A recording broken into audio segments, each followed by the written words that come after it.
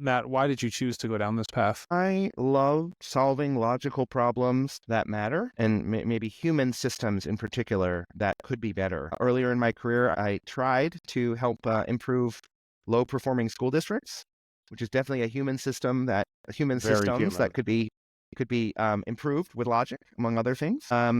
When I started serving in enterprise software, the logical need for this just really jumped out at me. I mean, if any of you have sit in an executive team meeting of a software company, the chief revenue officer pulls up a dashboard on a CRM like Salesforce and uses data from that dashboard to talk about the state of sales and the state of salespeople, and of course, in teams. And of course, that data comes from code about sales and salespeople. And I just watched our amazing engineering leaders not have code to understand code and coders. And it's just the logic of it. The logic just seems so obvious and such a fun problem to figure out because it's a really hard problem. Code, there are hundreds of languages, 50 of them at least really matter.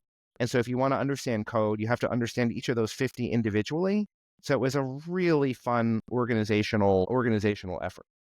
Super cool. And that's a perfect segue into managing AI code risks. So kudos to you. We have found, we know that the most ethical, the safest, the most appropriate way to use Gen AI code is to ensure there's a human in the loop. Now, those of you listening who are thinking about AI usage in other fields, this will be familiar to you because it's important for insurance decisions, all kinds of different decisions. But a human in the loop, we very much like Gen AI code as a first draft, but it must get human review. It must get a second code review. You've got to put it through all of the tools to make sure that the code is accurate. Those are all absolute must-haves. And it's really the only responsible way to be using Gen AI, no matter how good those Gen AI coding tools are. I see that. The overall Gen AI usage is obviously increasing dramatically. It's not uncommon to see some Gen AI be in the 20 to 30% range. But again, this is as amazing as it may be, it's still an extension of other tools that have helped developers over the last decades. And developers know, treat other code with some skepticism, review it, make it theirs, make sure it's right, etc.